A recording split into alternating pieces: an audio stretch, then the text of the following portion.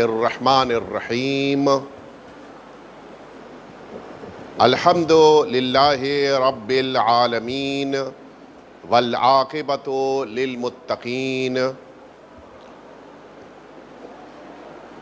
ثم الصلاۃ والسلام والتحیۃ والاکرام علی سید الانبیاء والمرسلین سیدنا و مولانا ابی القاسم محمد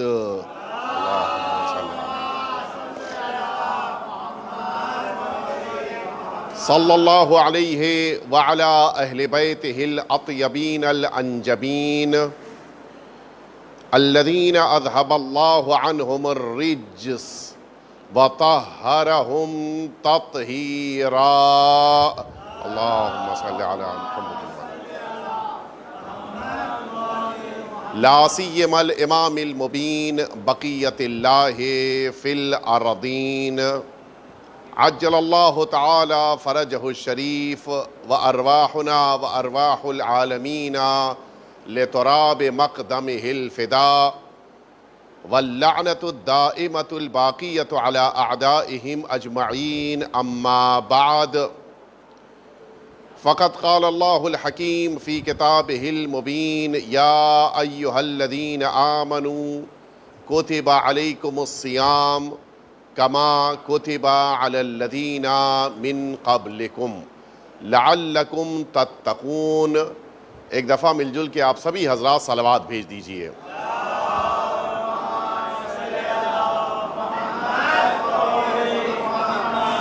میں اپنے علاقے سے نکلا ہوں تو اس علاقے میں اپنے اظہار خوشی کے لیے، اظہار مسرت کے لیے ہمارے بقیہ برادران اسلام پٹاخے چھوڑ رہے ہیں، اور وہ فضاؤں میں جا کر پٹاخہ اتنی تیز آواز سے پھٹ رہا ہے کہ بقیہ افراد کو یہ بات پتہ چل رہی ہے کہ ہماری قوم ماہ مبارک رمضان کا استقبال کر رہی ہے۔ الحمدللہ یہ پٹاخے پھوڑنے اور پٹاخے چھوڑنے اور اسراف کرنے کا تصور ہماری اس ملت اور قوم کے اندر نہیں ہے، لیکن ہماری قوم بھی تو یہ ظاہر کرے کہ ماہ مبارک رمضان آ گیا ہے۔ وہ کیسے پتہ چلے گا؟ وہ پٹاخوں کے پھوٹنے سے نہیں پتہ چلے گا، ہماری یہ بلند صلوات بتائے گی کہ ماہ رمضان آ گیا۔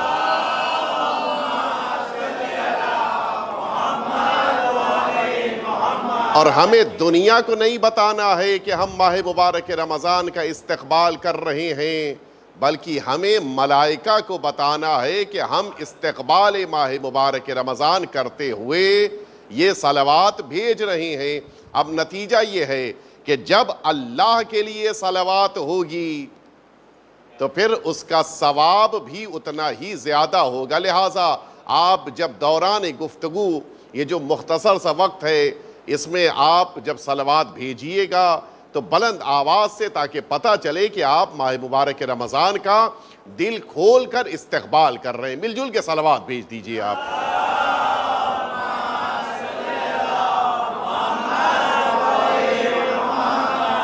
معمولاً جب لمبی تقریر کروانی ہو تو ممبر پہ بٹھایا جاتا ہے، اور جب مختصر تقریر کا موقع ہو تو پوڈیم دیا جاتا ہے۔ اب نہیں پتا کہ یہ پوڈیم کس لیے ہے، لیکن میں سمجھتا ہوں کہ میں اپنے وقت کے اندر مختصر باتیں آپ کے ذہنوں تک پہنچانے کی کوشش کروں گا، تاکہ ماہ مبارک رمضان کے اس استقبال کے موقع پر ہمیں پتہ چل سکے کہ کتنا عظیم مہینہ آج ہمارے درمیان آ چکا ہے۔ ارشاد حضور ختمی مرتبت حضرت محمد مصطفیٰ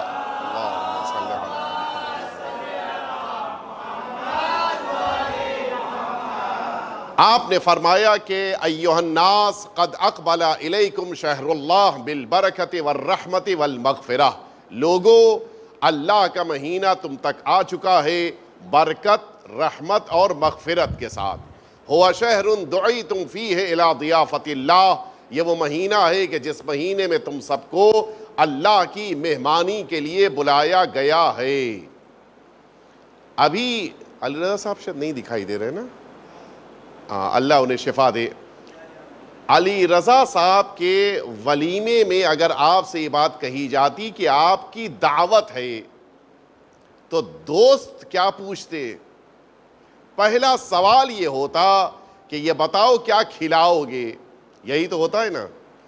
دنیا کی مہمانی میں تصور یہ ہے کہ کھلایا کیا جائے، کہ جو ہمارے ڈونگری میں کہا جاتا ہے کہ کنگ آف بریانی دہلی دربار سے بلا کے منگا کے ہم آپ کو بریانی کھلا دیں گے۔ تو دنیا کی مہمانی کا طریقہ یہ ہے کہ بلا کر کھانا کھلایا جاتا ہے، اور اللہ کی مہمانی کا انداز یہ ہے کہ اللہ بلا کر نہ صرف یہ کہ کھلاتا نہیں ہے بلکہ کھانے پر بھی پابندی ہے، پینے پر بھی پابندی ہے۔ نہ کھانا ہے نہ پینا ہے، لیکن ایک شے جو اللہ اس مہینے میں مہمان بنا کر دیتا ہے اس کا مقابلہ دنیا والے نہیں کر سکتے۔ دنیا والے مہمان بلا کر وہ چیز دیتے ہیں کہ جو شکم میں جانے کے بعد 2-4 گھنٹے کے بعد ختم ہو جاتی ہے، لیکن اللہ ماہ مبارک رمضان میں اپنا مہمان بنا کر رحمت، برکت اور مغفرت جیسی عظیم نعمت دیتا ہے جو 2-4 گھنٹے میں نہیں، قیامت تک باقی رہتی ہے۔ تو اب آپ ذرا سوچئے کہ اگر اللہ کے اس مہینے میں آپ کو مہمان بنایا گیا ہے تو کیا دینے کے لیے رحمت، برکت اور مغفرت۔ یہ تفصیلی گفتگو ہے کہ کس طرح سے رحمت ملتی ہے، کس طرح سے برکت ملتی ہے اور کس طرح سے مغفرت ملتی ہے، لیکن میں اس سلسلے میں عرض کروں کہ یہ جو اللہ کی مہمانی کا مہینہ ہے اس میں ایک بات کا ہمیں خاص خیال رکھنا ہے۔ کاش میں اپنی بات آپ کے ذہنوں تک پہنچا لے جاؤں۔ دیکھیے، مہمانی کے اپنے تقاضے ہوتے ہیں اور اس مہمانی کے اپنے جلوے ہیں۔ آپ غور کیجئے، اگر آپ تک یہ خبر آ جائے کہ آپ کو مثلاً پی ایم نے اپنے وہاں بلایا ہے، آپ کو تاریخ پتہ ہے، پی ایم او سے فون آ چکا ہے، آپ کو اس تاریخ میں پی ایم سے ملاقات کرنے کے لیے پہنچنا ہے دہلی۔ اب نتیجہ یہ ہے، بہترین شرٹ ہونی چاہیے، بہترین پینٹ ہونا چاہیے، اچھے سے اچھا اور مہنگے سے مہنگے شوز خریدے جائیں، آپ اچھے سے اچھے ساکس، یہ ساری چیزیں کیوں؟ اس لیے کہ آپ پی ایم سے ملنے جا رہے ہیں۔ بالوں کو اچھے سے سیٹ کر لیا جائے اور پھر داڑھی کا جو حشر کر سکتے ہو کر لیا جائے، سب تیاری اس لیے کہ پی ایم سے ملنے جا رہے ہیں۔ لیکن آپ انصاف سے بتائیں، جس سے ملنے جانے کے لیے آپ نے اتنی تیاری کی ہے، ان کے اقتدار کی کرسی کی کل عمر 5 سال کی ہے، اور اس مبارک مہینے میں جس ذات نے اپنی مہمانی کے لیے آپ کو بلایا ہے اس کے لیے قرآن مجید کہہ رہا ہے کہ وَسِعَ كُرْسِيُّهُ السَّمَاوَاتِ وَالْأَرْضِ، آسمانوں اور زمینوں کو اپنے اختیار میں رکھتی ہے ذات پروردگار کے اقتدار کی کرسی۔ اب اگر 2 گھنٹے کی مہمانی کے لیے اتنا آپ نے اپنے جسم کو سنوارا تھا تو 30 دن کی اللہ کی مہمانی کے لیے خود کو کتنا سنوارنا ہوگا۔ آپ کا دل بھی پاک ہونا چاہیے، آپ کا ذہن بھی پاک ہونا چاہیے، آپ کی فکر بھی پاک ہونی چاہیے، آپ کی روح بھی پاک ہونی چاہیے۔ کیوں؟ اس لیے کہ جسم کا تصور وہاں پر ہوتا ہے جہاں 2-4 گھنٹے کی مہمانی ہوتی ہے، لیکن روح کو وہاں پاک کیا جاتا ہے جہاں اللہ کی مہمانی ہوتی ہے۔ ہمیں اللہ کا مہمان بننا ہے اور اس مہمانی کے لیے اپنے پورے وجود کو پاک کرنا ہوگا۔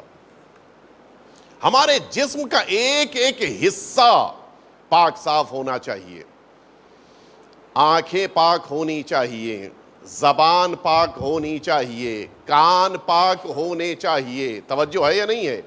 اور ایک جملہ اور آپ کے ذہنوں تک پہنچا کے آگے بڑھوں کہ نہ صرف یہ کہ ماہ مبارک رمضان سے پہلے ہمیں ان سب کو پاک کرنا ہے، ماہ مبارک رمضان کے آ جانے کے بعد بھی ان سب کو پاک رکھنا ہے۔ بڑا آسان ہوتا ہے اس جملے کو سننے کے بعد ہاں کہہ دینا یا گردن ہلا دینا، لیکن جب ماہ مبارک رمضان میں افطار کے موقع پر ذرا سا تاخیر ہو جائے، افطار کے تیار کرنے میں 5 منٹ کی دیری ہو گئی، اب نتیجہ کیا ہے؟ وہی زبان جو بڑے قابو میں تھی، اس زبان نے اپنے جلوے دکھانے شروع کر دیے۔ بعض آفیسز میں باقاعدہ ورکرز کے درمیان یہ بات کہی جاتی ہے کہ ماہ رمضان ہے، باس کے کیبن میں نہ جانا۔ اتنا زیادہ خطرناک ہو جاتا ہے باس شام کو 6 بجے کے بعد کہ اب ورکرز اس کے کیبن میں قدم نہیں رکھ پاتے۔ کیوں؟ صاحب آج روزے سے ہیں، معلوم ہے کسی پہ احسان کیا ہے روزہ رکھ کے۔ یہ روزہ کسی پر احسان نہیں ہے، روزہ ہم نے اللہ کے لیے رکھا ہے، اور اس روزے کا تقاضا یہ ہے ہماری زبان پاک رہے، اس روزے کا تقاضا یہ ہے ہماری زبان ہمارے قابو میں رہے، اس روزے کا تقاضا یہ ہے ہماری زبان بری باتوں سے محفوظ رہے۔ ورنہ ہم نے تو دیکھا ہے، آپ جانتے ہیں، ہمارے بزرگان اس بات سے واقف ہے، اسی شہر ممبئی میں ایک مسجد میں باقاعدہ افطاری کے لیے مارا ماری ہو چکی ہے۔ کیوں؟ افطاری شروع والوں کو بعد میں دی، آخر والوں کو پہلے دے دی۔ یہ احساس ہو گیا کہ بانٹنے والوں کے رشتہ دار وہاں بیٹھے ہوئے ہیں۔ یہ مارا ماری کیوں ہو رہی ہے؟ جبکہ اگر یہ احساس ہو جائے کہ وہ بندہ پروردگار شاید ممکن ہے مجھ سے زیادہ بھوکا ہو، ٹھیک ہے 10-5 منٹ بعد مجھے افطاری ملے، اگر اس کے شکم میں غذا پہنچ جائے زیادہ بہتر ہے۔ 2 بوٹی اس کو زیادہ مل گئی، مجھے 1 بوٹی کم ملی۔ ابھی جھگڑا ہو رہا ہے، یہ جھگڑے کا موقع نہیں ہے، یہ تو خوشی کی بات ہے۔ وہ اللہ کا بندہ 2 بوٹی زیادہ کھا لے گا، نتیجے میں اس کے بدن کو زیادہ طاقت ملے گی، زیادہ بہتر روزہ رکھے گا۔ ہماری نیت اگر اچھی ہوگی، صاف ہوگی، اور ہم نے اپنے حصے کی بوٹی اس کو دے دی ہوگی، نتیجے میں طاقت اس کو ملے گی، روزہ وضو رکھے گا، ثواب ہم کو مل جائے گا۔ ہمارے اندر یہ جذبہ ہونا چاہیے۔ بوٹیوں پہ جھگڑا، حتیٰ یہ کہ کھجور میں ایک ہی پلیٹ میں ہے ایک کی پلیٹ پہ نہیں ہے، یہ ساری چیزیں انسان کو ماہ مبارک رمضان میں تربیت کی دنیا میں قدم رکھتے ہوئے اللہ سے یہ وعدہ کرنا ہے۔ اچھا آپ ذرا غور کیجئے، ہم صبح سے لے کر غروب تک تقریباً 13 گھنٹے ہم نے صبر کیا ہے۔ 6 بجے صبح سے تقریباً، بلکہ اور پہلے سے 5 بجے سے ہم نے سحری کر کے سحری چھوڑ دیا، شام کو 7 بجے 14 گھنٹے ہم نے صبر کیا۔ 2 منٹ صبر نہیں ہو سکتا۔ اصل امتحان یہی تو ہے، اصل امتحان یہی ہے کہ ہم کیا 2 منٹ صبر کر سکتے ہیں یا نہیں کر سکتے ہیں۔ اللہ رب العزت تو جانتا ہے کہ 14 گھنٹے یہ صبر کر لے جائے گا، آیا 2 منٹ بھی صبر کر پائے گا یا نہیں کر پائے گا؟ یہ اصل معیار ہے۔ فرمایا یہ اللہ کی مہمانی کا مہینہ ہے۔ آپ توجہ فرمائے، اگر کوئی کسی کا مہمان بن جاتا ہے، مولانا ذوالفقار صاحب آپ پیچھے کیوں بیٹھے ہیں؟ آئیے آگے تشریف لائیے، آئیے، میں نے دیکھا نہیں آپ کو۔ ایک دفعہ مل جل کے صلوات بھیج دیں آپ حضرات۔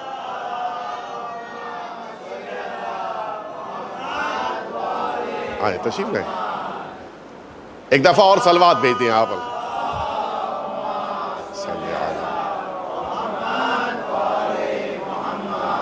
نہیں، یہ صلوات وہ والی صلوات نہیں تھی آپ حضرات کی۔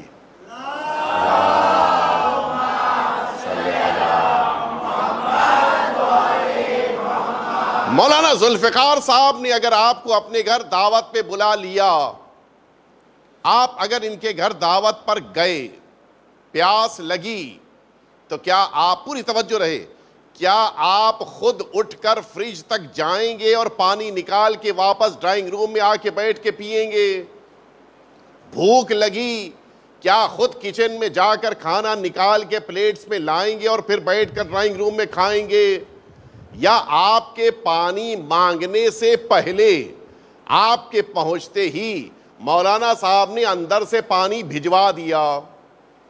کھانا ابھی آپ نے سوچا تھا، دسترخوان سج گیا اور کھانا لا کے رکھ دیا گیا۔ کیوں؟ جب کوئی کسی کا مہمان بنتا ہے تو پھر مہمان کو کام نہیں کرنا ہوتا ہے، اس کے سارے کام میزبان کرتا ہے۔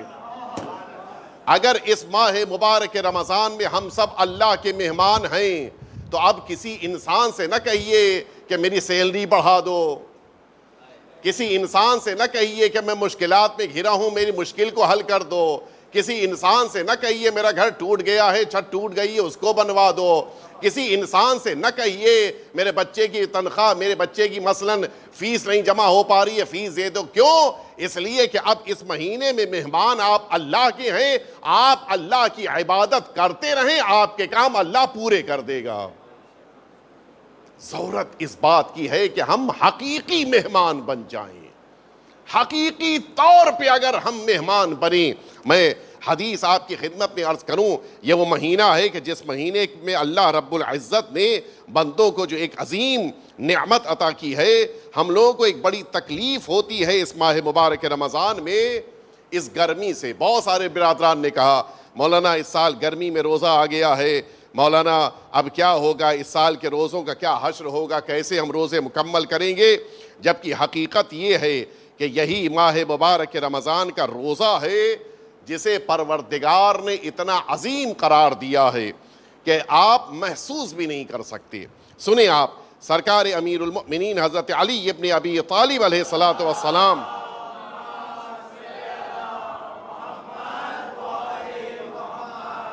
مولا کا ارشاد گرامی قدر ہے کہ یہ وہ مہینہ ہے کہ جس مہینے میں اللہ نے سورج اور چاند کو ایک خاص عظمت دی ہے۔ وہ عظمت کیا ہے؟ مولا فرماتے کہ ایھا الناس ان شموس شہر رمضان لتطلع علی الصائمین والصائمات واقمارہ لیطلع علیہم بالرحمہ۔ یہ جو اس مبارک مہینے میں سورج اور چاند چمکتا ہے یہ روزہ داروں کے لیے چمکتا ہے، لیکن بقیہ کی بنسبت ایک فرق کے ساتھ۔ بقیہ کے لیے صرف سورج چمک رہا ہے، صرف روزداروں کے لیے یہ رحمت کے پہنچانے کا ذریعہ بن جاتا ہے۔ اللہ کی رحمت اس سورج کی بنا پر بندوں تک پہنچ رہی ہے۔ آپ کبھی سوچ سکتے ہیں کہ سورج کی کرنیں جتنی زیادہ گرم ہوں گی اتنا ہی زیادہ اللہ سے آپ کو ثواب ملے گا؟ یہ صرف اسلام کی عظمت ہے۔ اگر اسی چمکتے ہوئے سورج کی روشنی میں ایک روزہ دار کام کرنے کے لیے گھر سے نکل رہا ہے اللہ کی رحمت اس کے لیے بڑھتی جا رہی ہے۔ ہمیں گھبرانے کی ضرورت نہیں ہے۔ ہمیں تو پھر بھی پروردگار نے بہت سارے آرام دیے۔ اسی 14 گھنٹے کا روزہ ہے، بعض جگہوں کے اوپر 20-22 گھنٹے اور 21 گھنٹے کا بھی روزہ ہے، جہاں پر مشکل ہوتی ہے کہ سحری افطاری ہوئی نہیں کہ سحری ہو گئی، اتنا کم فاصلہ ہے۔ اس کے باوجود ہم لوگ تو بڑے آرام سے روزہ رکھ رہے ہیں۔ اللہ نے اس مہینے میں سورج اور چاند کو ہمارے لیے رحمت کے پہنچانے کا ذریعہ بنایا ہے۔ 3 چیزیں بڑی اہمیت رکھتی ہیں اس مہینے میں کہ جنہیں ہمیں انجام دینا چاہیے، اور ان 3 چیزوں کو اپنی زندگی میں خاص طور سے ماہ مبارک رمضان میں ہمیں ضرور اختیار کرنا چاہیے۔ جن میں سے ایک سب سے اہم چیز ہے کہ ہم جب ماہ مبارک رمضان کی سعادتوں کو حاصل کر رہے ہوں تو اس مہینے میں پہلا مرحلہ 2 چیزیں ضرور اختیار کریں، ایک استغفار اور دوسرے اللہ کی بارگاہ میں دعا۔ فرمایا علیکم، سرکار امیر المؤمنین حضرت علی ابن ابی طالب علیہ الصلوۃ والسلام مولا فرماتے کہ علیکم فی شہر رمضان بالاستغفار والدعاء، اس مبارک مہینے میں استغفار کرو، اس مبارک مہینے میں تم سب کی ذمہ داری ہے کہ دعا کرو۔ یہ دعائے افتتاح ہم سب کو اسی لیے تعلیم دی گئی ہے۔ دعائے جوشن کبیر، دعائے کمیل، متعدد دعائیں اس مہینے میں اپنی برکت رکھتی ہیں۔ مولا فرماتے اما الدعاء فیدفع علیکم البلاء، اگر اس مبارک مہینے میں تم اللہ سے دعائیں کرو گے تو اللہ دعاؤں کی بنا پر تم سے بلاؤں کو ٹال دے گا۔ دعا صرف اس لیے نہیں ہے کہ اللہ سے کچھ لینا ہے، دعا کا ایک عظیم فائدہ یہ ہے کہ دعائیں بلاؤں کو ٹال دیتی ہیں۔ اس کے بعد فرمائے وَأَمَّا الْإِسْتِغْفَارُ فَيَمْحُو ذُنُوبَكُمْ، تم اس مبارک مہینے میں استغفار کو جب اختیار کرتے ہو تو اس استغفار کی بنا پر تمہارے گناہوں کو اللہ معاف کر دیتا ہے، تمہارے گناہوں کو پاک کر دیتا ہے، صاف کر دیتا ہے۔ لہٰذا ان دعاؤں کو ضرور اس مہینے میں اختیار کریں. یہ پہلا عمل. اور دوسرا عمل کہ جو اس مہینے میں بڑی اہمیت رکھتا ہے, 3 کاموں کو اور اختیار کرنا ہے. وہ کیا ہے؟ ایک, اللہ کی بارگاہ میں پکارنا. دوسرے, پروردگار کی بارگاہ میں دعائیں کرنے کے لیے گڑ گڑانا. اور تیسرے, اللہ کی بارگاہ میں گریہ کرنا. ہم ابھی دعا کے لیے بیٹھیں گے, کوشش کریں گے کہ ہماری آنکھوں میں آنسو آ جائیں. یہ آنسو بڑی برکت رکھتی ہیں, بڑی اہمیت رکھتی ہیں. مولا کا جملہ ہے کہ وہ شہر یسمع فیہ النداء, جب تم اللہ کو پکارتے ہو تو تمہاری آواز کو اللہ سنتا ہے. وَيُسْتَجَابُ فِيهِ الدُّعَاء, جس موقع پہ تم اللہ کی بارگاہ میں دعائیں کرتے ہو, اس مہینے میں تمہاری دعائیں سنی جاتی ہیں.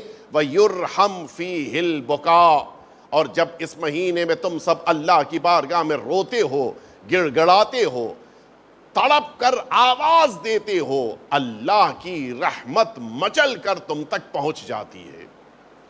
لہٰذا ان دعاؤں کے موقع پر اس عمل کو ضرور اختیار کیا جائے. یہ دوسرا عمل. اور تیسری بڑی اہم چیز ہے جو معمولاً ہم لوگ اپنی زندگی میں اختیار تو کرتے ہیں لیکن اس انداز میں نہیں جس انداز میں اہل بیت اطہار نے اختیار کیا. اس کو غور سے آپ لوگ سن لیجئے گا, بڑے ہی ادب و احترام کے ساتھ. صرف روایت کی فقرے, روایت کی لفظیں آپ تک پہنچا رہا ہوں. روایت میں ہے کہ کان علی ابن ابی طالب علیہم السلام یعیش الناس فی شہر رمضان باللحم. سرکار امیر المؤمنین تمام مؤمنین کو ماہ مبارک رمضان میں گوشت پکوا کر افطاری دیتے تھے. یعیش رات کے کھانے کو کہتے ہیں. مولا افطاری کا انتظام کرنے کے لیے گوشت پکواتے تھے. اب آپ میں سے اعتراض شروع ہو جائے گا کہ مولا نے تو گوشت کھلایا, جبکہ روایتوں میں ہے کہ مولا ٹوٹی اور سوکھی ہوئی روٹی کھاتے تھے. ولا یتعشى معهم, لیکن روایت کہتی ہے کہ ان مؤمنین کو آپ گوشت کھلاتے تھے, خود اس میں سے نہیں کھاتے تھے. خود وہی سوکھی روٹی, خود وہی دودھ. فَإِذَا فَرَغُوا, لیکن اب یہاں سے آپ سنیے, میں بڑی معذرت کے ساتھ میں نے کہا تھا میں صرف روایت پہنچا رہا ہوں. ہم لوگ صرف ایک پہلو پر توجہ دیتے ہیں, دوسرے پہلو پر توجہ نہیں ہوتی. فَإِذَا فَرِغُوا, جس موقع کے اوپر یہ مؤمنین یہ افطار کر چکتے تھے, خَاطَبَهُمْ, مولا ان کے درمیان خطبہ دیتے تھے. وَوَعِظَهُمْ, اور ان کو وعظ و نصیحت فرماتے تھے. ان کے درمیان سرکار امیر المؤمنین خود وعظ اور نصیحت کرتے تھے. وقال فی خطبتہ اعلموا, لوگوں سے یہ جملہ کہتے تھے کہ جان لو, ان ملاک امرکم الدین, تمہاری دنیا کے سارے امور کی بنیاد یہ دین ہے, اس دین کے ذریعے سے تمہیں آگے بڑھنا ہے. وعصمتکم التقوی, تمہیں دنیا کے سارے امور سے بچانے والی چیز اللہ کا خوف ہے. وزینتکم الادب, اور تمہاری زینت, تمہاری جو کچھ بھی خوبصورتی ہے وہ تمہارے ادب کی بنا پر ہے. میں ایک جملہ یہاں پر رک کر کہوں, کتنا اچھا لگتا ہے جس موقع کے اوپر ماہ مبارک رمضان میں نماز کے موقع کے اوپر منظم شکل میں لوگ نماز پڑھ رہے ہوتے ہیں, لیکن وہی مجمع جب اٹھ کر افطار کے لیے جاتا ہے وہ نظم کہاں چلا جاتا ہے؟ وہ نظم ہونا چاہیے. وَزِینَتُكُمُ الْأَدَبُ, تمہاری ساری خوبصورتی تمہارے ادب کی بنا پر ہے. ایک باہر سے غیر اگر اندر آ جائے, ہماری نماز کی صفوں کو دیکھ کے کتنا خوش ہوگا, کتنے اچھے لوگ ہیں, ایک ساتھ اٹھتے ہیں, ایک ساتھ بیٹھتے ہیں, ایک ساتھ قیام کرتے ہیں, ایک ساتھ دعا کرتے ہیں. لیکن اگر وہی غیر نچلے طبقے سے فرسٹ فلور کے اوپر آ جائے اور ہمارے افطار کے موقع پر دیکھ لے, اس کا نظریہ بدلے گا نہیں بدلے گا. وہ ادب جو نیچے ہے وہی ادب اوپر بھی ہونا چاہیے. جو ادب نماز کی صفوں میں ہے وہی ادب اگر اوپر ہو, کیا مشکل ہے؟ پھر وہی بات جو میں نے پہلے کہی تھی, 2 منٹ, زیادہ 2 ہی منٹ تو لگ سکتا ہے کہ کسی تک افطاری پہنچی, دوسرے تک 2 منٹ لگے گا. 2 منٹ اگر ہم انتظار کر لیں, ہمارا ادب تو سامنے آئے گا. مولا فرماتے زینتکم الادب، تمہاری خوبصورتی تمہارا ادب ہے، اور اس کے بعد بڑا مارکۃ الامارہ جملہ، وَإِعْرَاضُكُمُ الْحِلْمُ، تمہاری ساری عزت تمہارے حلم اور صبر کی بنا پر ہے۔ کتنا صبر کر سکتے ہو تم؟ 2 منٹ، 5 منٹ، 20 منٹ، آدھا گھنٹہ، یہ صبر بتائے گا کہ تمہاری عزت کتنی ہونی چاہیے۔ اسی لیے جو انسان اپنی دنیا میں اپنے مزاج میں سختیوں کے ساتھ عجلت کو اختیار کرتا ہے، وہ اپنی عزت کو ضائع کر دیتا ہے۔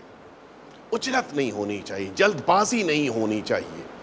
منظم شکل میں ماہ مبارک رمضان میں تربیت کرتے ہوئے ہمیں ان دونوں پہلوؤں کو، یعنی افطاری دینا بھی ہے اور افطار میں آنے والے افراد کو واعظ و نصیحت بھی کرنی ہے۔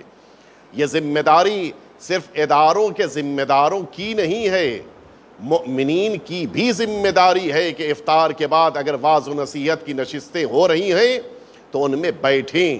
یہ سیرت ہے اصحاب امیر المؤمنین کی کہ وہ اس واعظ و نصیحت کی اس مجلس میں بیٹھتے تھے، اور یہ سیرت ہے امیر المؤمنین کی کہ وہ واعظ و نصیحت فرماتے تھے۔ ہمیں دونوں پہلوؤں کو اپنی زندگی میں اختیار کرنا ہے تاکہ یہ ماہ مبارک رمضان ہمارے لیے بہترین مہینہ، اللہ کی مہمانی کا بہترین مہینہ قرار پائے، اور ہم اس مہینے سے سرخرو ہو کر باہر نکلیں۔ بس میں آخر کلام میں ایک جملہ کہہ کے اپنی بات کو مکمل کرنا چاہوں گا۔ مولا نے فرمایا کہ یہی وہ مہینہ، یہ مولا کا خطبہ ہے کہ جس کے بعض جملے میں نے آپ کے سامنے عرض کیے ہیں۔ مولا فرماتے ہیں کہ اسی مہینے میں ایک شب ایسی ہے کہ جس شب کو اللہ نے تمام دنوں پر فضیلت دی ہے، جو 1000 مہینوں کی عبادت سے بہتر شب ہے، اور وہ ایسی شب ہے، اس کی ایک فضیلت تو ہمارے ذہن میں ہے کہ اس میں قرآن نازل ہوا۔ مولا فرماتے ہیں کہ اس کی اصل فضیلت یہ ہے کہ فیہا قدر ولایتی قبل 1000 عام من خلق آدم، یہ وہ رات ہے کہ جس رات میں اللہ رب العزت نے جناب آدم کی خلقت سے 2000 سال پہلے میری ولایت کو مقدر کیا تھا۔ شب قدر اصل یہ ہے، امیر المؤمنین کی ولایت سے وابستہ ہونا، امیر المؤمنین کی ولایت کو اپنی نسلوں میں قرار دینا، یہ ماہ مبارک رمضان کا سب سے اہم پہلو ہے۔ اور اسی لیے الحمدللہ اب تو ہمارے معاشرے میں یہ مسئلہ ختم ہو رہا ہے، لیکن پہلے تھا یہ مسئلہ کہ بہت سارے اوقات ماہ مبارک رمضان میں ہمارے پاس قرآن کا مدرس معلم نہیں ہوتا تھا، ہمیں اپنے بچوں کو غیروں کے پاس یا غیروں کو اپنے بچوں کو پڑھانے کے لیے بلانا پڑتا تھا۔ آج الحمدللہ یہ مسئلہ ختم ہو گیا۔ کم از کم اگر انتظام ہو گیا ہے تو اپنے بچوں کو قرآن کے لیے مسجدوں میں، امام بارگاہوں میں ضرور بھیجیں، اس لیے کہ ہمارا بچہ جتنا قرآن پڑھتا جائے گا ولایت امیر المؤمنین کو اتنا ہی سمجھتا جائے گا۔ یہ قرآن اسی لیے ہمارے لیے قیمتی ہے کہ اس ولایت کے ساتھ قرآن کا ہونا ضروری ہے، اور اسی لیے شب قدر میں جس موقع کے اوپر ہم دعا کے لیے ہاتھ اٹھاتے ہیں تو صرف زبان سے معصومین کے نام نہیں لیتے، بلکہ سر پہ قرآن بھی رکھتے ہیں کہ ہم قرآن اور اہل بیت دونوں سے وابستہ ہو کر اللہ کی بارگاہ میں شب قدر دعا کریں۔ لہٰذا اس ولایت امیر المؤمنین کو اپنی نسلوں کے حوالے کرنے کے لیے اس ماہ مبارک رمضان میں کوشش کیجئے، اور یہ جو پروگرامز منعقد ہوں، کہیں پر مجلس عزا منعقد ہو رہی ہے، کہیں پر دعا کا پروگرام ہو رہا ہے، کہیں قرآن کی نشستیں ہو رہی ہیں، ان ساری جگہوں کے اوپر ہم کوشش کریں، شرکت کریں، بھرپور انداز میں شرکت کریں، کوشش کریں جتنا زیادہ سے زیادہ ہم شریک ہو سکتے ہیں ہم ہر طرح سے شرکت کریں، دامیں، درمیں، درہمیں، سخنیں، جس کے پاس جو ہے، ہم رقم کے ذریعے سے شرکت کر سکتے ہیں، رقم دیں، ہم خطابت جانتے ہیں، خطابت کے ذریعے شرکت کریں، ہم دعا اچھی طرح پڑھنا جانتے ہیں، دعا پڑھ کر شرکت کریں، ہم کچھ نہیں کر سکتے، کم از کم ان پروگرام سے فزیکلی پریزنس کے ذریعے شرکت کریں۔ اور پھر یہ تو بہت بڑی سعادت ہے کہ 2 سال کے بعد ہم اپنی مسجدوں میں، اپنی امام بارگاہوں میں، اپنے امام باڑوں میں دوبارہ آ کر بیٹھ رہے ہیں۔ یہ 2 سال کا شکر اگر ہم مسلسل ہر روز بجا لائیں تو 1 مہینہ کم پڑ جائے گا. ہمیں اللہ نے یہ دوبارہ سعادت دی ہے، لہٰذا اس مہینے کی ان فرصتوں کو اپنے لیے غنیمت سمجھیں، خود بھی ولایت اور قرآن سے وابستہ ہوں اور اپنی نسلوں کو بھی وابستہ کریں، اور جو یہ خدمت انجام دے رہے ہیں ان کے شانہ بشانہ کھڑے ہو کر ہم ان کا تعاون کرنے کی کوشش کریں. اختلافات بھول جائیں، جھگڑے مٹا دیں، دوستیاں پیدا کریں، عداوتیں ختم کریں، کدورتیں مٹا دیں، اس لیے کہ اللہ کا مہینہ آ چکا ہے. پروردگار کے اس مہینے میں ہمیں محبتوں کا پیغام دینا ہے، کدورتوں کا پیغام نہیں دینا ہے. ایک دفعہ اور مل جل کے صلوات بھیج دیں آپ حضرات.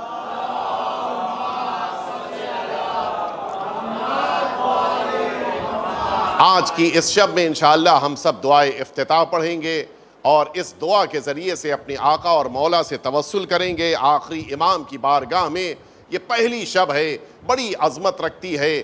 اس شب میں اپنے آقا سے توسل کرنے کے لیے اس دعا کو پڑھیں گے، اور دوران دعا چونکہ ظاہر ہے کہ ہر ہماری نشست کا ایک اہم حصہ مصائب اہل بیت اطہار بھی ہیں، مصائب بھی پڑھے جائیں گے، ہم سب گریہ بھی کریں گے، اور انہی گریہ کرتی ہوئی آنکھوں کے ذریعے سے اللہ سے حضرت کے ظہور کی دعا بھی کریں گے. اس لیے کہ پروردگار کو بھی اور آخری امام کو بھی یہ بات پسند ہے کہ مصائب سرکار سید الشہداء کے بعد آخری امام کے ظہور کی دعا کی جائے. یہ سعادت اللہ نے آج ہمیں عطا کی ہے. آئیے چلیے ہم سب اللہ کی بارگاہ میں اس دعائے افتتاح کے ذریعے سے حاضر ہوں اور اس دعا کے ذریعے سے اپنی حاجتوں کو بھی اللہ کی بارگاہ میں پیش کر سکیں. مل جل کے آپ حضرات 3 دفعہ صلوات بھیج دیجئے.